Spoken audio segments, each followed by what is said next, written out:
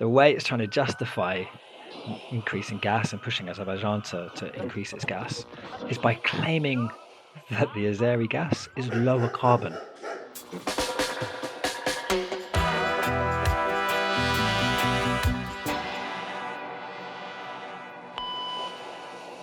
You're listening to EU Watchdog Radio. Hi, and welcome to a brand new episode of EU Watchdog Radio.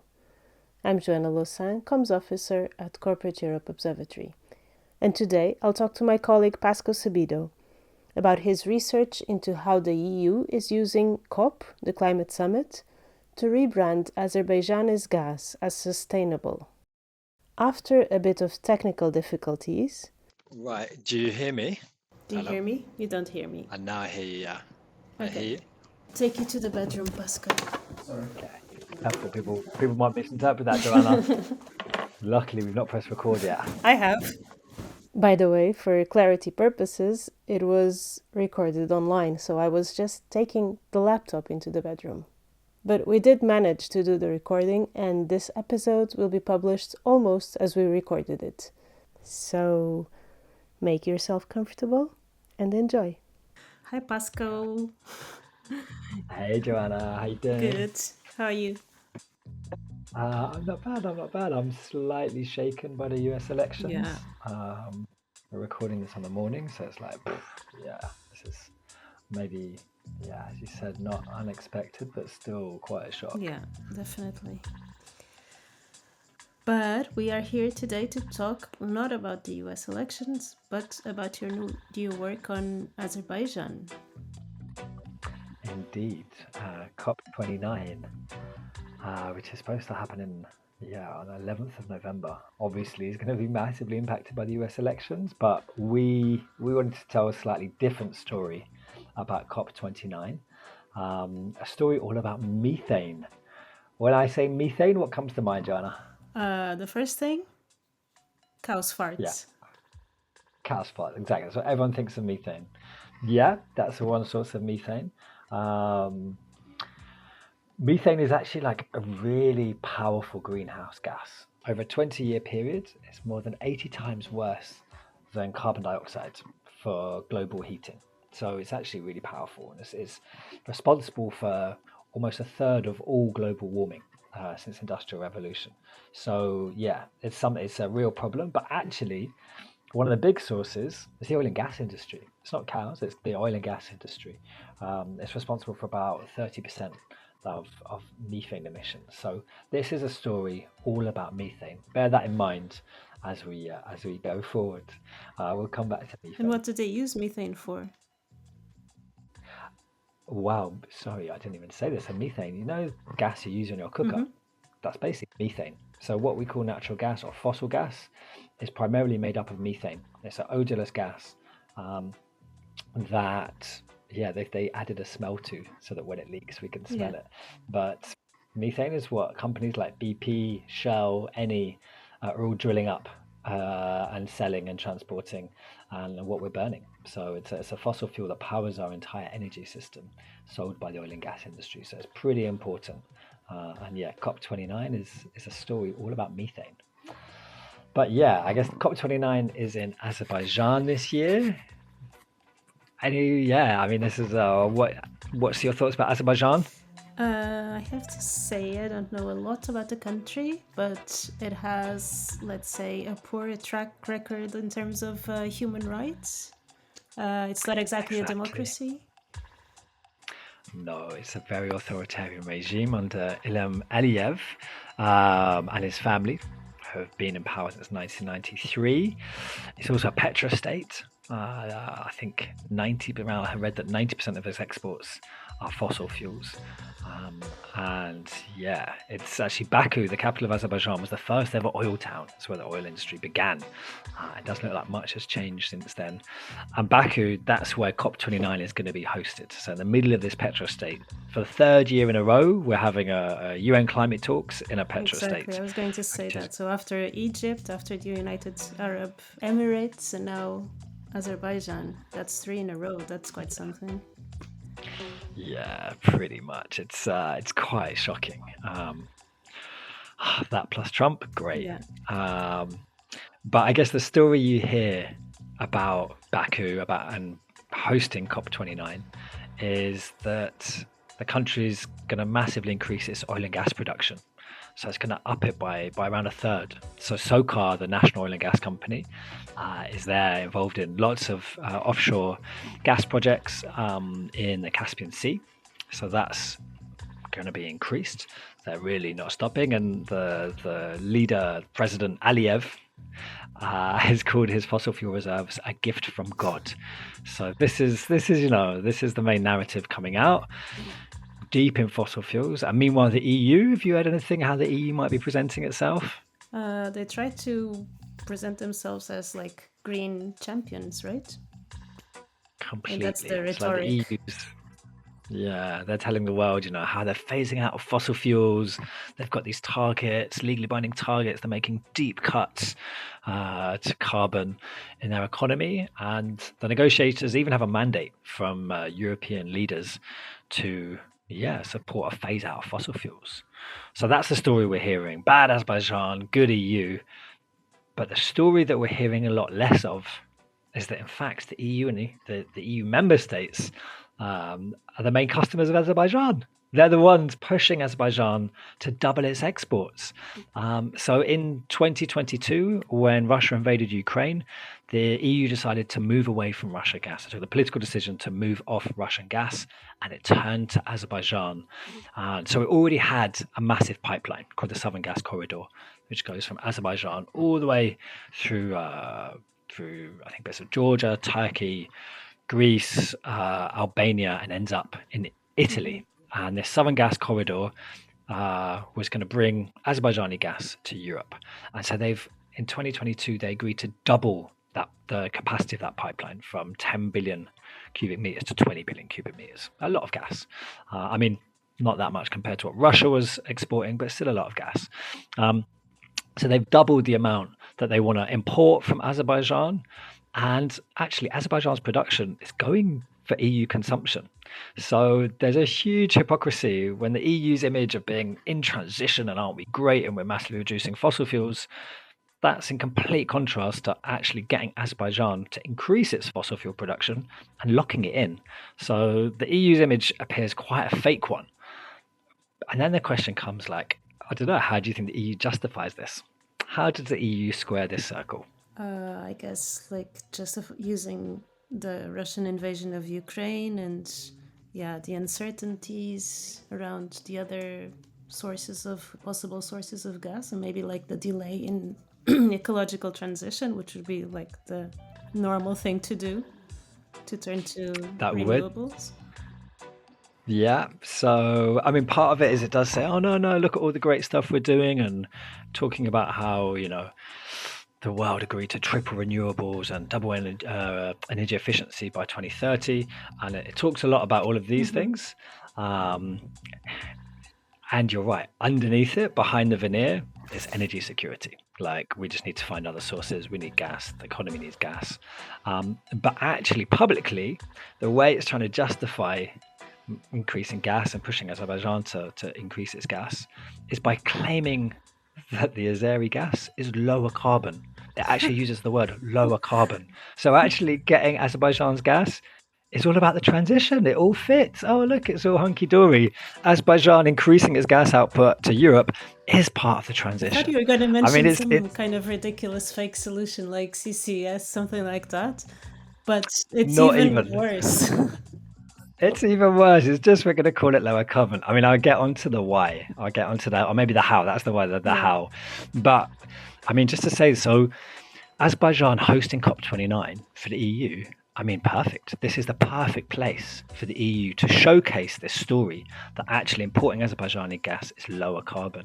But to showcase this story, there's one thing it needs, first of all. It needs Azerbaijan to be on board, which it didn't have. So that's the story that we're telling. So we got hold of a load of documents from the EU that can help us tell this story. How did you get hold? I don't know if you want to get into that now, but do you want to explain to our listeners how you got those documents? Yeah, definitely. So a lot of CEOs' work is trying to see what happens beneath the bonnet. So what happens behind the scenes between corporate lobbyists and governments and between governments themselves. So there's a great website called asktheeu.org, which allows you to, because with this freedom of information legislation in the EU, and it allows you to ask for example, I've asked for all the minutes of meetings between Azerbaijan and the European Commission about COP29. And I mean, don't get me wrong, often we don't get the documents, they're denied on various grounds. It's not in the public interest, it's going to harm commercial secrets, all these things, or they delay. A lot of my requests for COP29 have been delayed, but we did manage to get some documents, and you can see them if you go on asktheeu.org. You can actually see the documents I got hold of, and they'll also be at the bottom of the article. So yeah, it's a really important piece of legislation that allows the freedom of information, which allows us to see what's been going on. So using these documents, plus like extra research, we realized that the EU has been pushing Azerbaijan to get on board with this sort of lower gas methane for a while. It's been pushing it to get on board with something called the Global Methane Pledge. And the Global Methane Pledge is worth maybe flagging because it's going to come up a lot in this story. It was launched by the EU and the US at COP26 in Glasgow back in 2021. And the goal is a voluntary pledge, worth saying voluntary, this is a recurring theme. The aim is to reduce methane emissions 30% by 2030 compared to 2020 levels. And in March 2024, there were 158 countries signed up. And that covers all methane from across the economy. However, within that, you've got something specifically focused on the oil and gas industry, and that's the Oil and Gas Methane Partnership 2.0. I don't know, I think maybe 1.0 didn't really work very well, but this is the Oil and Gas Methane Partnership, or OGMP 2.0, which, yeah, again, is a voluntary self-reporting framework for the industry. And it collects data from the industry and provides it to a UN-led International Methane Emissions Observatory, and which says how, it tries to keep track of how we are doing in terms of the Global Methane Pledge, how are countries doing, how are companies doing. But these have come in for severe criticism, both the Global Methane Pledge, the Oil and Gas Methane Partnership, and the observatory, the International Methane Emissions Observatory. So the renowned International Energy Agency, the IEA, it showed how self-reporting has led to a vast underreporting of methane emissions. Underestimation. Of course, the oil and gas industry it's not going to say, oh yeah, guys, we're producing loads. No. Yeah. So the IEA has come out and said the actual figures of emissions are 70% higher than what's been officially reported. 70%. So that's massive. And then also civil society groups like CAN Europe, which are based in Brussels, have looked into the methane International Methane Emissions Observatory. So looked into the observatory and have really criticised it for its dependence on and close links to the oil and gas companies it's supposed to be verifying. So like quite a big conflict of interest there. And they've also said there's a complete lack of transparency, which gives even more power to the industry and its self-reported figures. So all of this, the Global Methane Pledge has come in for big criticism. And yet this is what the EU wants Azerbaijan to join. This is what it's been really, really pushing it from the beginning. Because the EU says, we've got a document. It's mad. The EU says if you join... if Azerbaijan joins, one of the goals of it joining was to the EU to then establish a global market for lower emission oil and gas. So literally it's telling Azerbaijan, if you join this Global Methane Pledge, we will be able to create a new market for you in oil and gas. So I find it completely balmy. So the EU wants Azerbaijan to be part of it, so it can say it's got lower carbon gas. But there's also something important, which the EU now has new regulations on methane. And by 2027, all countries exporting to the EU have to have similar rules on methane as the EU does. So ultimately, it really wants Azerbaijan to have this so it can keep importing from them. Mm-hmm. And so therefore, if you get Azerbaijan to join the Global Methane Pledge and you get its national oil and gas company, SOCAR, to join the oil and gas methane partnership, which is specifically for oil and gas companies, then the EU can say it's meeting its climate targets. And it even said so explicitly back in 2022, when Azerbaijan agreed to double its exports to the EU after the invasion of Ukraine. President von der Leyen, so the Commission President, said at the press conference, she said, "I strongly encourage Azerbaijan to join the Global Methane Partnership in order for the EU to be," and I quote, "consistent with our responsibilities on climate." So she honestly thinks that by Azerbaijan joining this voluntary partnership based on self-reporting, it will be consistent with the EU's responsibilities on climate. So this means it will be consistent with this piece of legislation as well. So she's really up for it. I mean, can I just, it's very relevant, but maybe an aside. Joining a voluntary methane pledge based on industry self-reporting and underreporting is not meeting the EU's climate commitments. Stopping oil and gas? No. I mean, maybe stopping oil and gas production? Yes, that's meeting the climate commitments.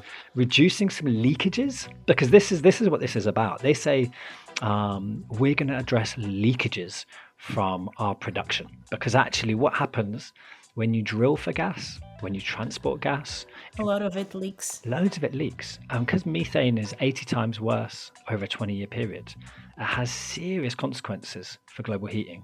So with that leakage, what the oil and gas industry says is, oh yeah, don't worry, we're going to tackle our leakage.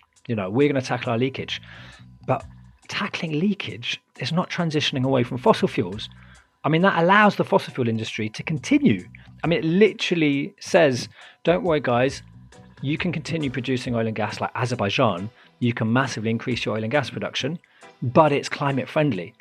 I mean, the EU is even going to make a market in it. I mean, and also it's important, it gives them legitimacy. So it gives them a seat at the table. It allows them to define what the transition is. So, I mean, it's mad. It pretends that drilling more gas is climate friendly. I mean, the world has enough gas. We've got enough gas. We don't need more gas. I mean, to try and keep to 1.5 degrees, we need to stop all new fossil fuel infrastructure and leave the majority of existing reserves in the ground. And here the EU is pushing Azerbaijan to dig up more oil and gas. I mean, I personally find it bonkers. But this is what the EU wants. It wants to bring Azerbaijan and SOCAR on board with these voluntary methane pledges and partnerships so it can claim to be low carbon.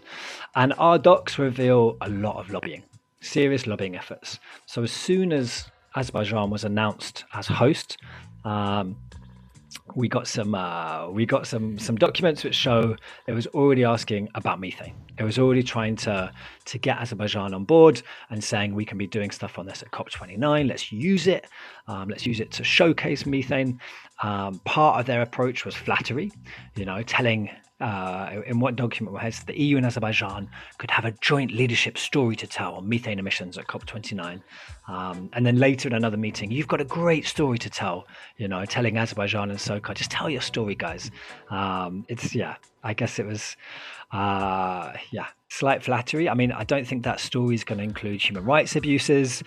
There's a renowned Azerbaijani economist called Gubad Ibadoglu, who actually came out publicly and said, Azerbaijan is not going to be able to increase its production in the way it means. And it's not going to be able to increase exports to Europe either, because there's just not the capacity in the pipeline. The upgrades haven't been done.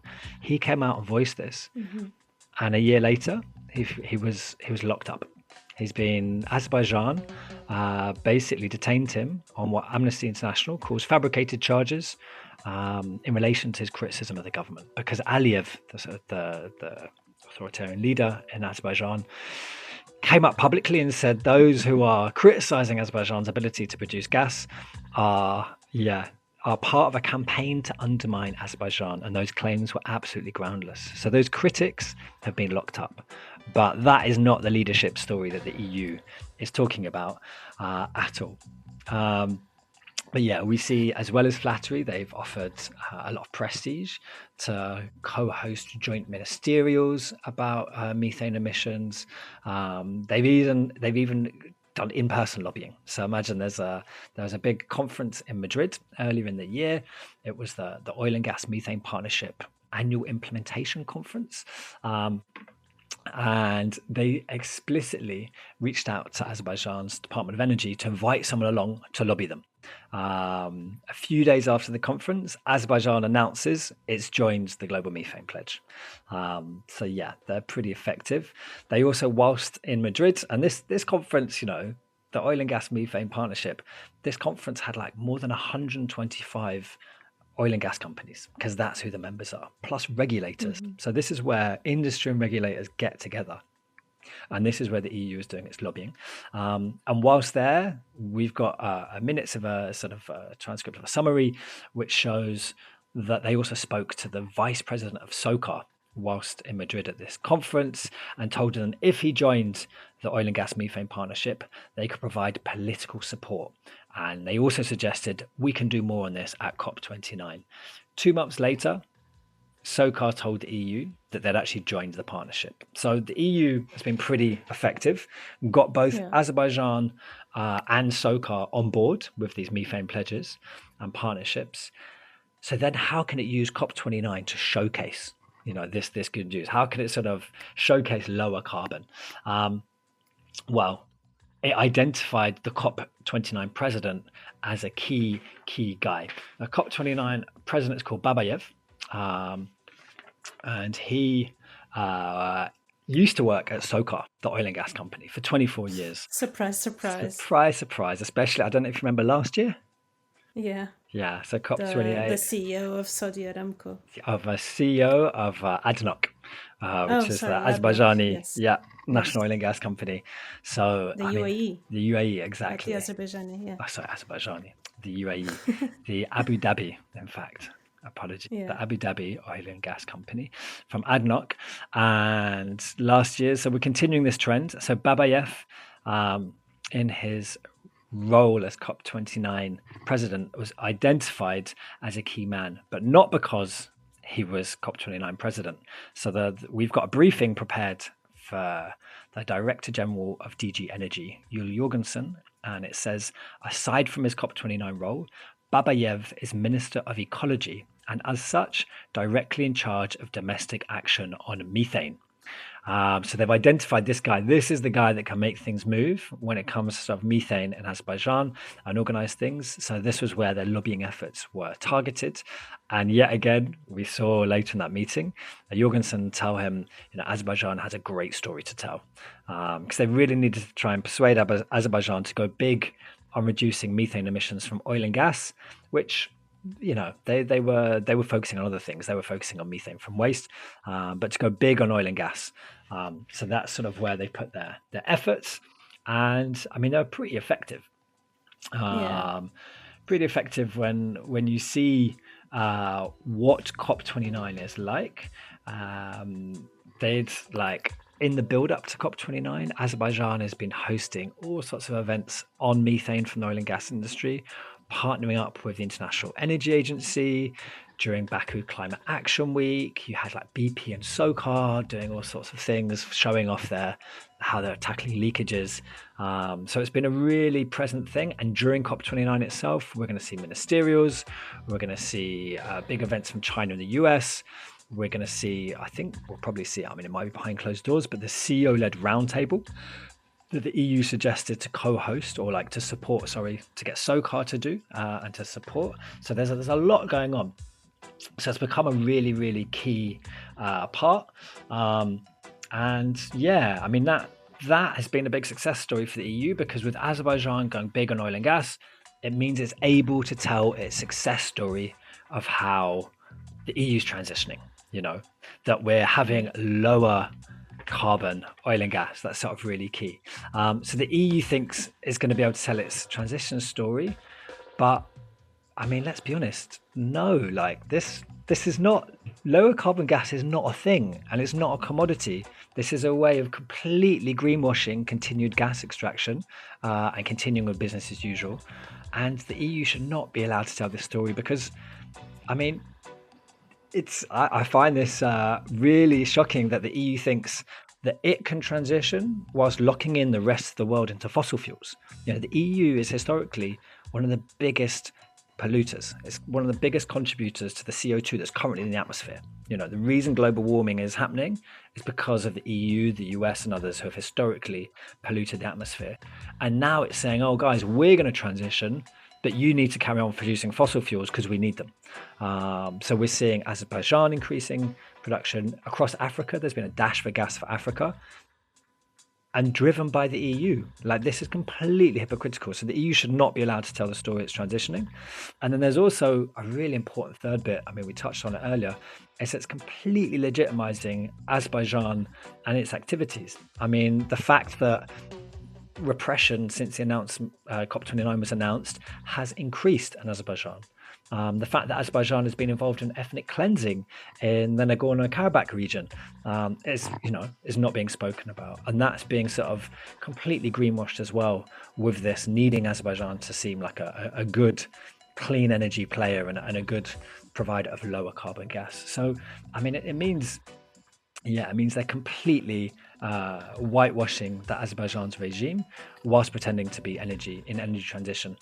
And I think there's just a last reason why, if we've got time, the EU also should not be allowed to tell this we're an energy champion story, because the EU is the one that's ensuring the fossil fuel industry remains in the driving seat and remains a legitimate part of these negotiations. I mean, I don't know if you remember COP28 and how many fossil fuel lobbyists were there. 2,500? Ooh, not bad. 2,456. Well, probably more than that. You can round it up. Round it up. I was going to round it down. You round it up. So do almost 2,500. Exactly. 2,500 fossil fuel lobbyists, according to analysis from the Kick Big Polluters Out campaign, which CEO is part of. And at the European level, the EU and its member states, they brought more than 130 fossil fuel lobbyists to COP. So the Commission itself brought senior executives from Exxon, Eni, and BP into the climate talks. These are three companies who have actively worked against an energy transition. Three companies who, after the invasion of Ukraine, have all increased, or let's say they've completely scrapped their commitment to reduce oil and gas production and increase it. And the reason given was it's just too profitable. It's just too profitable not to. So we just got to keep on digging for oil and gas and selling it. So these are companies who clearly putting their profits before any climate targets, any transition. And this is not just about emissions. Fossil fuel extractivism leads to huge human rights abuses on the ground, huge pollution, people losing their livelihoods. I mean, you look at Mozambique and the situation there with huge numbers of people being killed by sort of armed insurgencies. There's been massacres, and even by people hired by Total. Completely. I mean, Total's been completely complicit in this. But this is the story around the world where you have fossil fuel extractivism. You have human rights abuses and people losing their lives and livelihoods. I mean, it's the history of fossil fuels. So it's not just the emissions. And that happens along the entire supply chain, where pipes get built, where export terminals are, the Cancer Alley in the US, where there's huge amounts of fracked gas exported from. I mean, it's a horrendous reality of people's struggle just to survive, to be heard by politicians who are listening to gas companies rather than people. I mean, it's really shocking to see. So it's not just the fossil fuel emissions, it's the entire fossil fuel economy that goes with it, and the EU is facilitating it. That's what's massive, despite knowing that these companies, they're not interested in a transition. So that is why, in fact, on Monday, the 4th of November, more than 100 groups who are part of Fossil Free Politics, the Fossil Free Politics campaign, wrote to the EU's climate commissioner, a guy called Wopke Hoekstra, who also has a background on fossil fuels. Hell yeah, used to work for Shell. I know, the conflicts of interest are everywhere. I mean, yeah, they're in government. The revolving door has been swinging. So more than 100 groups as part of the Fossil Free Politics campaign wrote to Hoekstra to ask him not to bring fossil fuel lobbyists to COP29. And we also saw across Europe There were sort of 9 countries writing to their ministers, asking them to not bring fossil fuel lobbyists to COP29. And also in Japan, we saw in Japan a similar letter was sent. So there is this upswell of saying, actually, this is just not acceptable. So, people are aware, like the public is aware, civil society is aware, and we're trying to sort of, I guess, fight back, because this story from the EU that it is a climate leader whilst whitewashing Azerbaijan, pushing lower carbon gas. I mean, it stinks. It absolutely stinks. We felt, as CEO, we wrote the article to try and like make sure it doesn't get away with that. Well, this was not a cheerful conversation, Pascoe. Where's the cheerful bit? Right. So it began with Trump, and now we've got a sort of an authoritarian regime, and the EU whitewashing it to take its energy. No, but let's go back to cheerful. What can people do? Maybe. Yeah, I was going to say, so there are things that are happening. I mean, of course, there's the realpolitik. We need to get off gas as soon as possible, and there are strong, grassroots movements are demanding this. But no, if I'm honest, it's going to be a struggle. The next decade is going to be a massive struggle, because we've seen the EU shifting to the right as well. So how do we make sure the green transition? We need to make sure it's not just for big business and it's for people as well, but B, that it's global. Like there's no point EU transitioning by itself and forcing everyone else to carry on with fossil fuels. The planet's still going to burn and the EU will burn with it. So it's either global or it's nothing. So I think there's huge opportunities for international solidarity, and COP is actually one of those. I mean, the civil society at COP coming together, this is where some of these links are made and campaigns are waged, and we can make sure that we do have a global perspective. And in the COP itself, so we look at fossil fuel, how many fossil fuel lobbyists will be there. That work will be happening, and trying to expose just that grip of fossil fuel industry power over the talks. So we'll be releasing that, and that's a global effort, and we're trying to kick them out. I mean, I'm part of this. I feel actually in the streets we have a lot more support than in the halls of power. That people realize the fossil fuel industry is as bad as the tobacco industry, but yet we don't treat it the same way as the tobacco industry. We haven't stopped lobby meetings, stopped it sitting on expert groups and going along on government delegations to climate talks. Like, you would never take a tobacco lobbyist to a WHO meeting.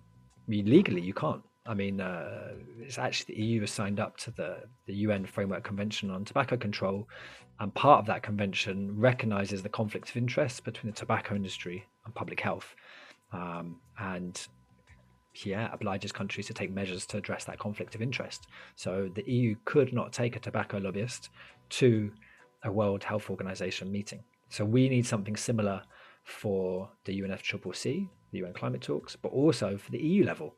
This is not just the UNFCCC, it's a symptom of what's happening at national level. So we need this at all levels. But I feel like in the streets, we are winning that argument. We are people know, the social license of the fossil fuel industry is being eroded. But right now, their economic power, which they're wielding over politicians, is still holding strong. So the balance is shifting in our favor in that sense, and we need to keep going with it. We need to get stronger, but we also need to relate this. This is not about climate. This is about people being able to pay their bills until the end of the month, energy prices. This is about whether people can heat their homes, because at the same time as people are going cold this winter in Europe, the energy companies are going to be earning billions. So this is about our economic system and who controls it. This is not about how many parts per million or emissions coming up from these companies. This is about the economics of it, and that's what we need to hold on to if we're also going to fight this sort of rise of the far right. And this sort of right-wing politics that's happening. So we need broad coalitions. We need the trade unions on board. We need the feminist movement on board. Of course, the climate movement and the youth involved with that, but linking with those who are, suffering housing issues, the housing justice movement, energy poverty groups, indigenous peoples from across the world. These are the coalitions that we're pulling together to fight the fossil fuel industry, and we need to see these at all levels: the UN level, the EU level, national level, local level. And keep that solidarity going. So there is hope. I'm still hopeful, even if these are dark times. I will not keep you any longer. We've been talking for a long time. Way too long. But thank you so much, Yeah. Pascoe. You're welcome. Thank you, Joanna. And that's a wrap for today. Thank you for listening. If you like this episode, share it among your network. We are a small independent organization, and spreading the word is already a huge help for us. Don't forget to follow Counterbalance and Corporate Europe Observatory on social media. Drop some likes here and there from time to time, we really appreciate that. If you want to listen to more content, tune in to What's Going Wrong and How to Put It Right, available wherever you get your podcast. Until next time, ciao!